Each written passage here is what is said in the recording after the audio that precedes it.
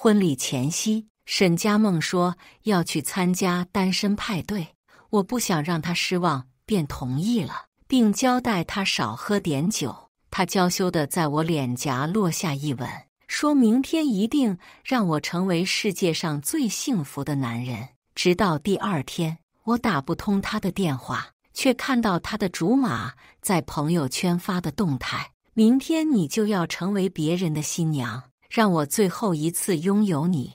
配圖是一張二人的貼臉合照。我默默放下手機，通知所有人婚禮取消。大家好，開始今天的分享之前，希望你能給人間煙火點個訂閱，我將會分享更多優質的內容。消息一經發出，各大群裡炸開了鍋，紛紛都在討論我突然取消婚禮的原因。畢竟都知道我對這次婚禮有多重視。不到一會兒，爸媽的電話也打了過來，我媽的聲音帶着一絲疑惑和擔憂：“兒子，咋回事？怎麼突然就取消了呢？發生什麼事情了嗎？”本來心已經麻木了，但是在聽到爸媽的聲音後，我還是忍不住濕了眼眶。為了這次婚禮，爸媽花費了大半輩子的積蓄。本來按照當地的習俗，我給沈佳夢的婚禮已經算中等偏上了，可沈佳夢卻追求高品質，什麼都要最好的，奢華的酒席、私人定制的婚紗和鑽戒。這對於一個事業剛起步的我來說，確實有點壓力。但是爸媽看得出來，我很喜歡他，他們二話不說就掏出一張銀行卡，交到我的手上，只要兒子幸福，做爸媽的就全力支持。我知道那是爸媽一輩子省吃儉用下來的積蓄。電話沉默了幾秒，我不知道要怎麼開口。難道要對爸媽說？我打不通沈佳夢的電話，還刷到沈佳夢在婚禮前夕和另外一個男人在一起。我說不出口，只能假裝信號不好，掛斷了電話。取消婚禮好像比籌備婚禮要容易得多。我準備了整整1年的婚禮，在不到一個上午就已經搞定。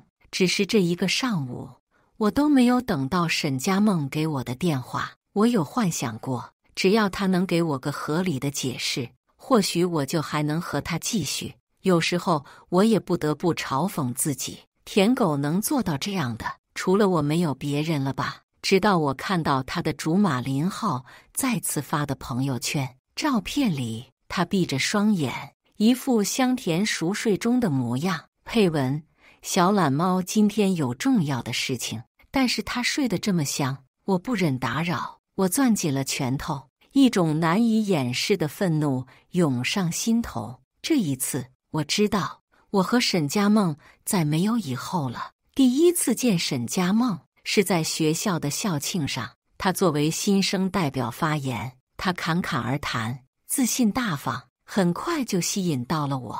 那時我就暗自發誓一定要追到他，於是我開始想盡辦法地接近他，打聽他的喜好，製造各種偶遇的機會。我每天早上給他買早餐，送他去上課，下午給他送奶茶，陪他去圖書館，晚上給他送夜宵，送他回宿舍。他並沒有拒絕我的好意，每一次都笑着收下，禮貌地道謝。我以為我的真心感動了他，以為他接受了我的追求。直到那天，我鼓起勇氣向他表白，將精心準備的禮物和滿腔的愛意都傾注在他面前。然而，他只是淡淡一笑：“不好意思，你很好，只是我有男朋友了，而且還是學校裡鼎鼎有名的富二代。”那一刻，我的心如坠冰窟，選擇了離開。我知道我配不上他，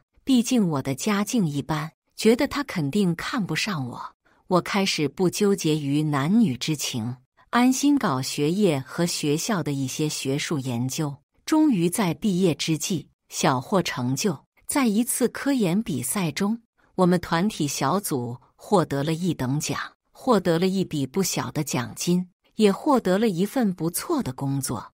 我的名氣也在學校打了開來。就在畢業典禮那天，我們系組織了畢業晚會，我見到了時隔半年不見的他。雖然在同一所學校，但是也鮮少有交集。一襲白裙，烏黑的長髮披散在肩頭，顯得格外清純動人。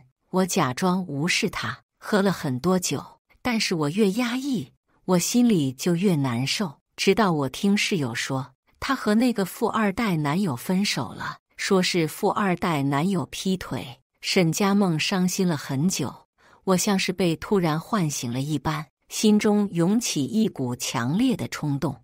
我立刻放下手中的酒瓶，衝向了他所在的地方。沈佳夢，你願意和我在一起嗎？酒壯慫人膽，雖然知道他會再次拒絕我，但是我不想在畢業前留下什麼遺憾。沈佳夢抬眼看上了我，半天沒有說話。就在我轉身離開之際，他起身上來，直接摟着了我的脖子。我還沒反應過來，唇上就傳來一陣柔軟。我發誓，那是我這輩子最幸福的時刻。就這樣，他向所有人官宣我們在一起了。可是我發現，我們的感情並沒有我想象中純粹。他的身邊總是有這麼一個人的存在，那就是他的竹馬林浩。我們不管做什麼，他都會帶着他的竹馬吃飯、看電影、約會。我不喜歡這樣，和他說過幾次，換來的卻是他的冷眼相待。不喜歡就分手好了。我不想我的男朋友這麼自私、小肚雞腸。我和林浩是從小玩到大的好朋友，如果連這個都要介意的話，真沒什麼可以談下去的。我害怕失去他，所以一次又一次的包容。他會在林浩一句餓了，就給他跑去親自做飯。要知道，我和沈佳夢戀愛5年，我都未曾吃過他做的飯。而他也會在林浩過生日的時候，給他精心準備生日禮物。對我的話，他甚至連哪一天過生日都不曾記得。有時候我都在懷疑自己，那天的吻就是個笑話。或許那天沈佳夢不過是喝多了罷了。他所做的一切，我都睜一隻眼閉一隻眼，以為自己的愛能感動他。畢竟我是真的愛他，直到他能連我們的婚禮也能忘記，和他所謂的朋友在朋友圈秀貼臉合照，還徹夜不歸，電話不接，我才知道這卑微的感情真的可以結束了。沈佳夢，他真的不愛我。酒店因我的單方面失約，被要求全額支付。在支付完10幾萬的酒水費後，我回到了婚房，看着這偌大的房子，我不禁勾起一絲嘲諷。這房子裡的裝修全是按照沈佳夢的喜好來裝的，雖然粉色調系並不適合我，但是只要她喜歡足矣。我曾多次幻想婚後我們在一起幸福生活的場景，但是終究幻化成了泡沫。我無力地躺在沙發上，望着天花板。不知過了多久，口袋裡的電話響了起來。我知道是沈佳夢的，即使電話設成靜音陌生，但是沈佳夢的電話還是會有提醒。習慣過於可怕，她的電話我幾乎是秒接。剛接通電話，電話那頭傳來懶洋洋的聲音，帶着一絲愧疚，但是又難掩的興奮。老公，對不起，昨晚我太高興了，和朋友喝過頭了，你不會怪我吧？這是他做錯事後常用的語氣，而每次只要聽到他這麼軟綿綿的討好，我心中的怒氣都會蕩然全無。不會，我冷冷地回應了一句，是失望透頂後的回應，只是覺得沒有必要生氣了。可他卻絲毫沒有察覺出來，甚至還高談闊論起他的想法。老公，謝謝你理解我。我覺得我們的婚禮細節還需要再完善一下。林浩說，我們可以搞個直升機拋繡球的環節，這樣你有面子，我們也有面。還有我那套高定婚紗，林浩說襯托不出我的身材，乘着我們這次婚禮推遲，要不我們再換一套。他在電話裡噼里啪啦說了一大堆，說着不着邊際的想法，字字不離林浩。直升機拋繡球，私人定制的婚禮隨意換，我簡直被這些想法給逗笑了。若是沒發生這檔子事，我還真被他牽着鼻子走。現在只覺得荒唐和可笑。電話那頭傳來一陣男聲，聲音雖然小，但還是能聽清楚是林浩。從二人小聲的交談聲中得知，二人似乎還沒有吃飯，現在需要出去吃飯了。而林浩似乎是在埋怨我耽誤他倆吃飯了。下一秒，電話被林浩搶了過去。蘇逸晨，佳夢現在餓了，不給你說了，我們現在要去吃飯了。電話被直接掛斷，嘟嘟嘟的聲音從聽筒裡傳了過來，能想象得到林浩有多麼不把我放在眼裡。二人去了當地最有名的法式餐廳。自從和沈佳夢交往後，我的大部分收入都是放在沈佳夢這裡。她說不想工作，不喜歡職場上的爾虞我詐，我答應了她。既然她不喜歡，那就別去。每天只要做她喜歡做的事情就好。畢竟我現在的收入確實還不錯，養得起她。她喜歡名牌包包和化妝品，每個月都要買的那種。但是我從未干涉過她，甚至覺得她越花我的錢，我越有動力掙錢。朋友曾經勸過我，讓我悠着點，哪有想要過日子的女人，天天想着買奢侈品。可是我卻沒有聽進去。有時候我也想浪漫一回，拉着她去吃法國大餐。可是隨之而來的就是她的埋怨。蘇逸晨，你能不能現實一點？我們都交往那麼久了，沒必要搞那麼些花裡胡哨的，簡直浪費錢。我當時還以為他有所改變了，沒想到卻轉身和林浩去了，還大方地掏出我的卡，為彼此買單。原來他不是不想吃，只是不想陪我吃罷了。很快到了結賬環節，他的電話再次打了過來。老公，怎麼回事？商家說這張卡刷不出錢來，說是凍結了。在支付完酒店的費用之後，我就將卡給凍結了。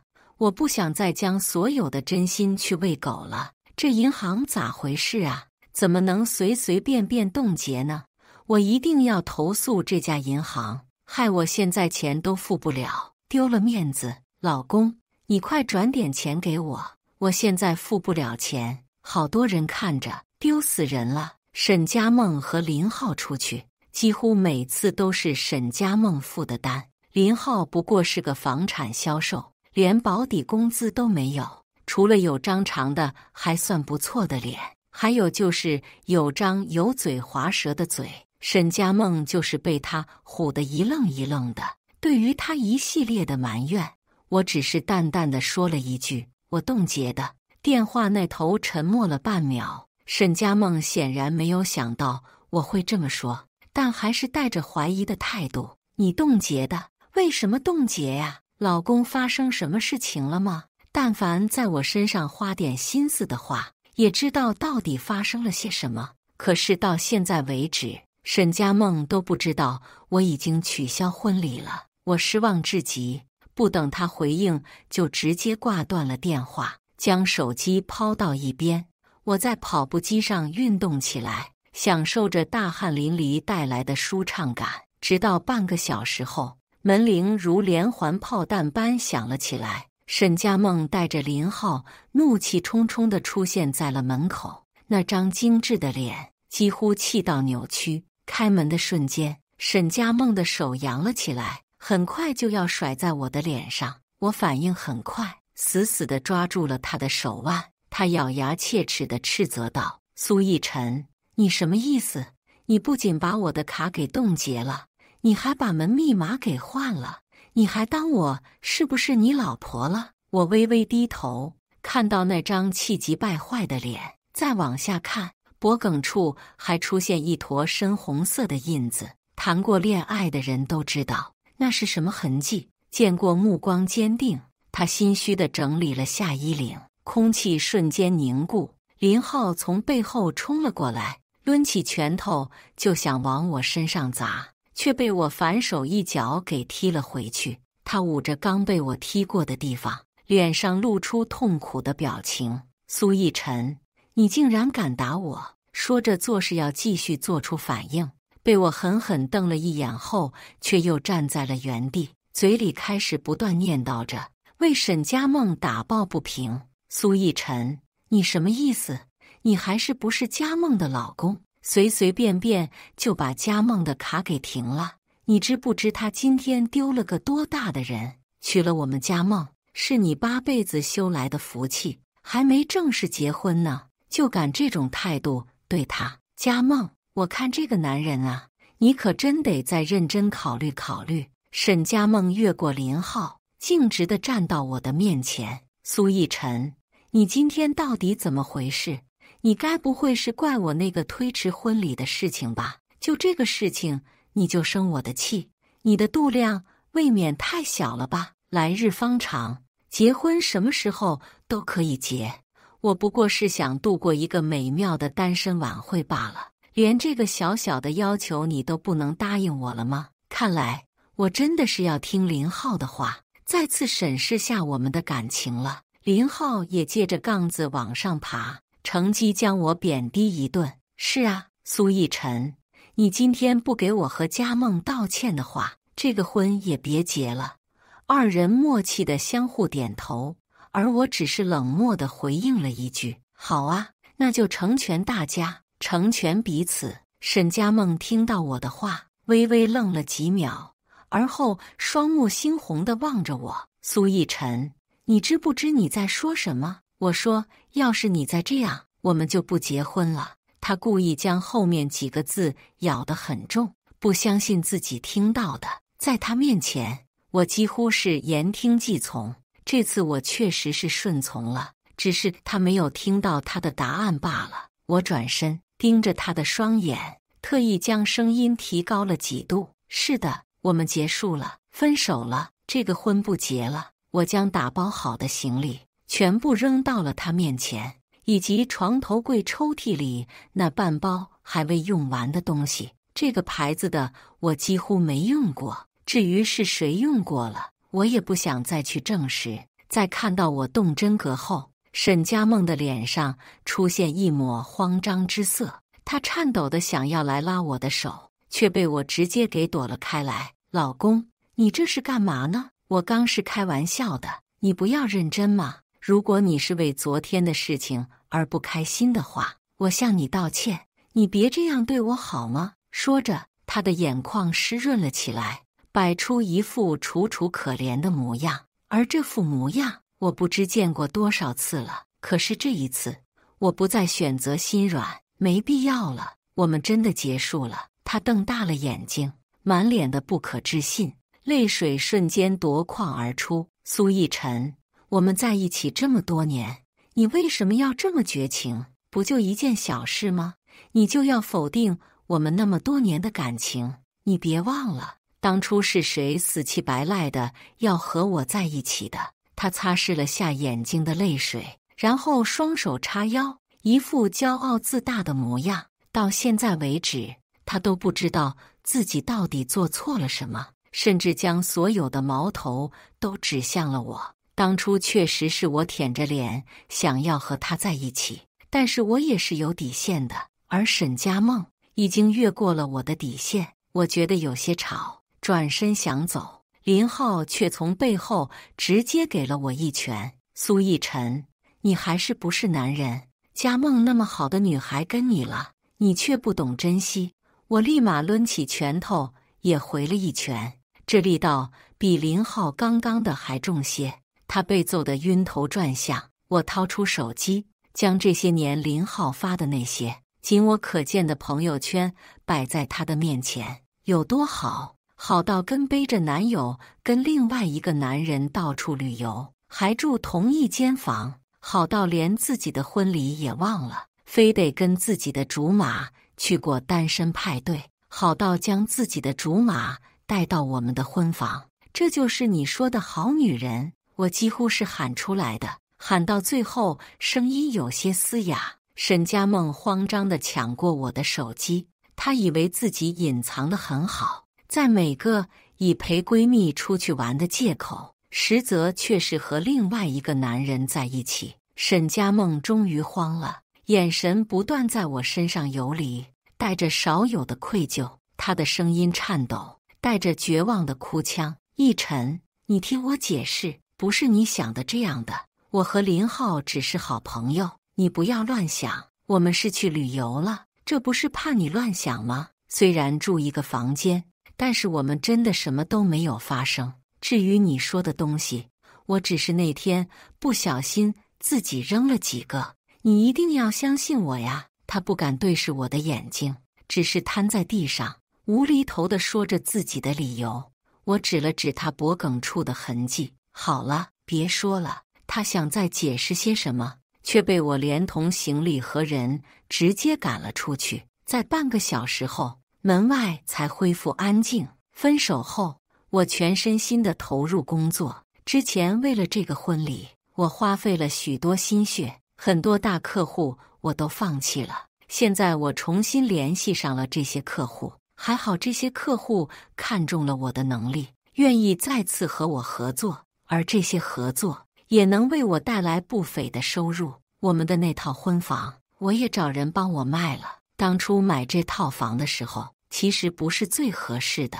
這套房離我公司的距離比較遠，若真是住進去的話，我每天通勤的距離起碼要1個小時以上，而且性價比也不高。買這套房的最主要的一個原因是林浩。當初林浩沒事做，在這個樓盤幹了幾天銷售，三言兩語下就讓沈佳夢掏錢買這套房。私下我也找人打聽了下，這套房起碼比在別人這裡貴了將近20萬。奈何沈佳夢一定要在林浩這裡買，我也當作送個順水人情，就答應了下來。現在將房子賣了，算是做的最好的決定。聽物業說，沈佳夢來找過我幾次，看到屋主換了人，和裡面的屋主還大吵了一架。我看了視頻，裡面的沈佳夢簡直就是個潑婦。她雙手叉腰，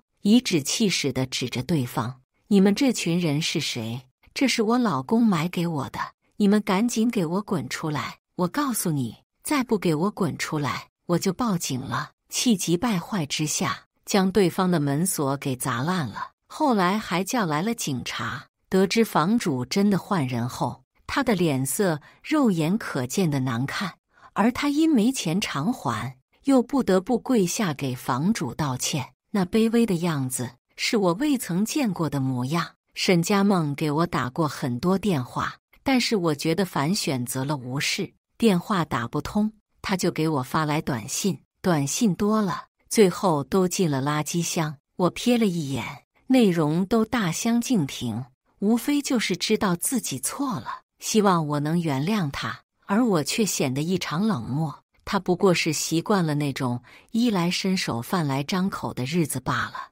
我只不過是充當着他的提款機而已。以前出於愛，我還會願意當，現在我只是呵呵一笑，大可不必。大客戶的業務算是談成了。晚上，公司同事提議一起聚個餐，若是以前，我鐵定會拒絕，因為沈佳夢不允許我在外面吃飯。但是現在反而自由了許多，我同意了下來。我和一個女同事剛從公司樓下走下來，一個熟悉的臉龐出現在眼前。才半個月不見，沈佳夢就好像憔悴了許多。原本名牌傍身的她，現在身上只是穿着簡單的 T 恤。她手上提着一盒精心準備的便當，與她現在的裝扮有些格外不搭。老公，你終於出來了，你吃飯了嗎？我給你準備了西紅柿炒蛋。她的雙目泛光，想得到我的些許讚賞，可我卻下意識地往後退了幾步。戀愛5年，這是她第一次為我做飯。可她不知道的是，我對雞蛋過敏，而喜歡吃西紅柿炒蛋的人是林浩。見我神情冷漠，他緊蹙着眉頭：“怎麼，不喜歡嗎？這可是我特意為你做的。我真的知道錯了，你知道我很少下廚的，但是我為了你，我真的能改變。你能原諒我嗎？我和沈佳夢的事在朋友圈裡傳瘋了，雖然我沒有刻意去說這個事，但還是有些風聲。大家都知道沈佳夢為了一個男人而放棄了自己的婚禮。女同事看不慣，輕聲在旁邊咳嗽了聲，接茬道：“蘇總，他對雞蛋過敏。我對雞蛋過敏的事，整個公司的人都知道，而陪伴了我5年的女友卻一無所知。”沈佳夢的手尷尬地僵在空中，轉而用一種惡毒的眼神盯着女同事：“你是誰？你怎麼知道？別以為你什麼花花腸子，我不知道。”蘇逸晨這麼優秀的男人，是個女人就惦記，但是別忘了自己幾斤幾兩。他咬牙切齒地說着。女同事被對得無話可說，人就是在失去後才方知可貴。能從沈佳夢口中聽到說我優秀也是難得，他還想繼續將女同事數落一頓，被我大聲呵斥住了。夠了，沈佳夢，以後不要再來找我了，我們已經分手了。他的表情微微一顫，露出一副不可思議的模樣，但是態度很快又軟了下來。他想要上前來牽我的手，卻被我揮了過去。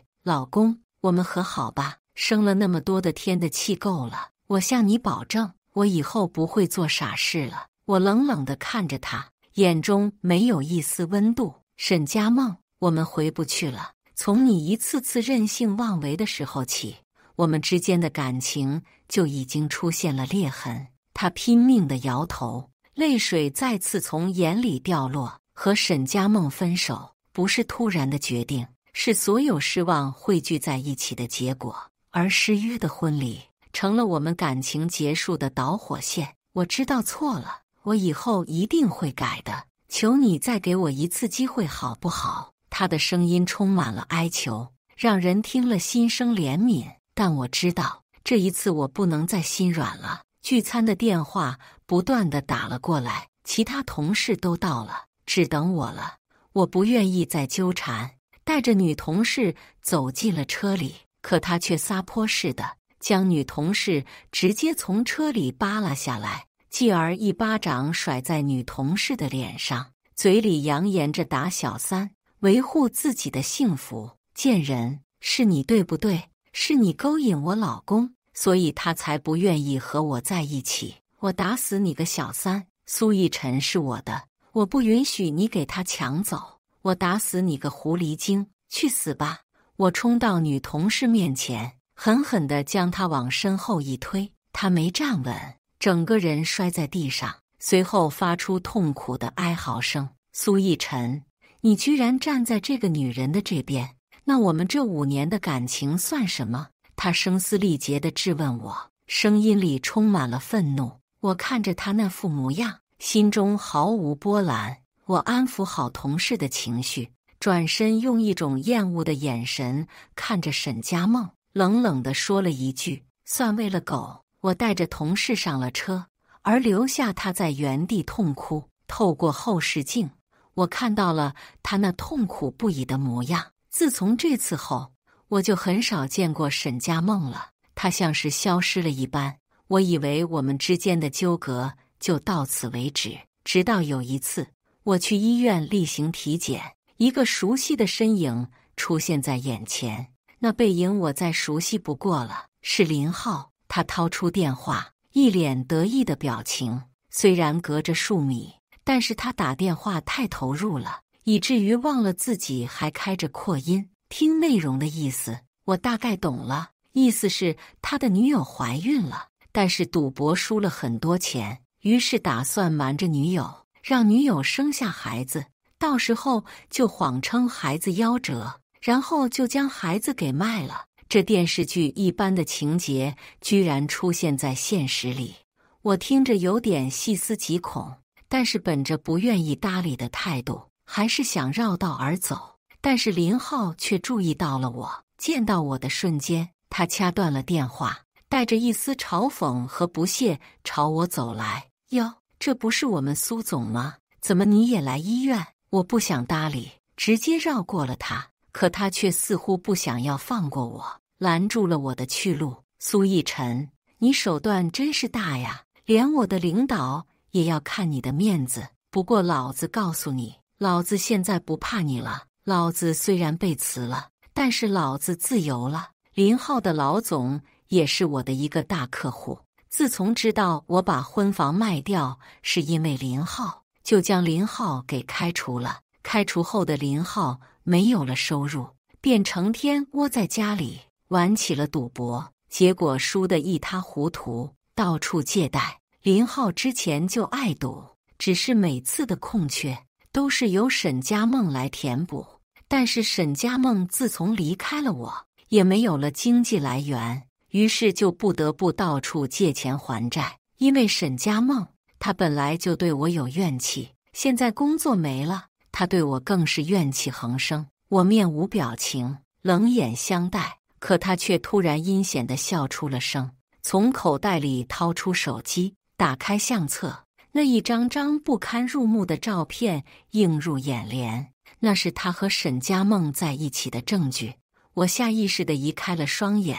怎麼樣？被戴綠帽的滋味還行吧？報復一個男人最好的方式，就是搶了他的女人，給他戴綠帽子。怎麼樣？開心嗎？他發出放肆的笑容，試圖來激怒我。可我面對這些，早已雲淡風輕。沈佳夢的一切都勾不起我任何情緒。我停下腳步，眼神中滿是漠然。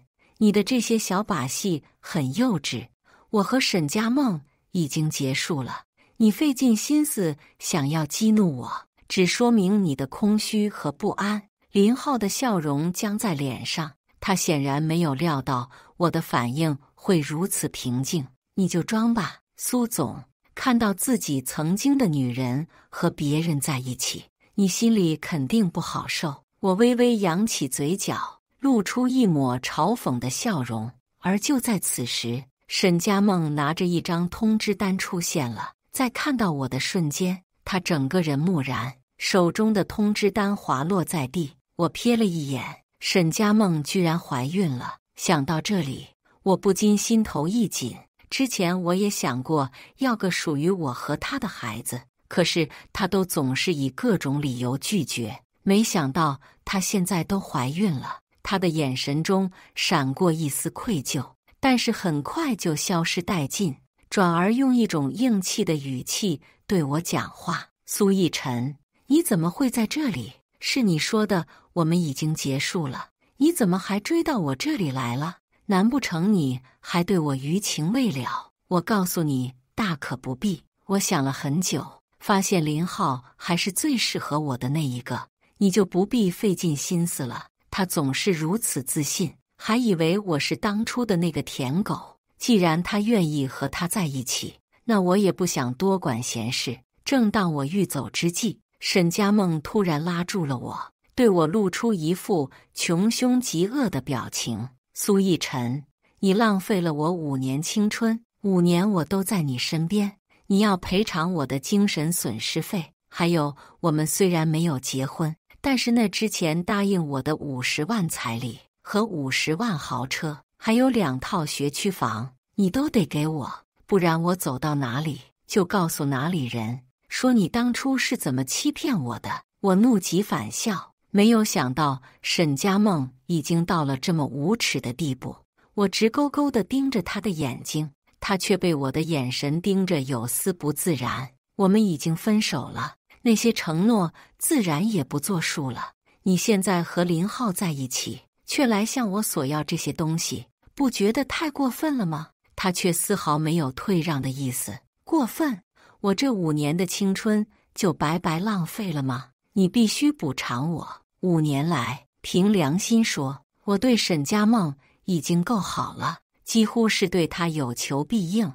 可是她又對我付出過什麼？而我又得到了什麼？我得到的不過是無盡的埋怨，以及不斷的索取罷了。我狠狠地瞪了他一眼，不可能，然後往所在科室走去。沒想到沈佳夢卻借題發揮，上演了一出好戲。他整個人癱軟在地，豆大的眼淚說來就來，快來幫我做主啊！這個渣男騙了我5年感情，現在不僅把我給踹了，還要逼着我把孩子打掉啊！很快，他的哭喊聲引來了一波吃瓜群眾。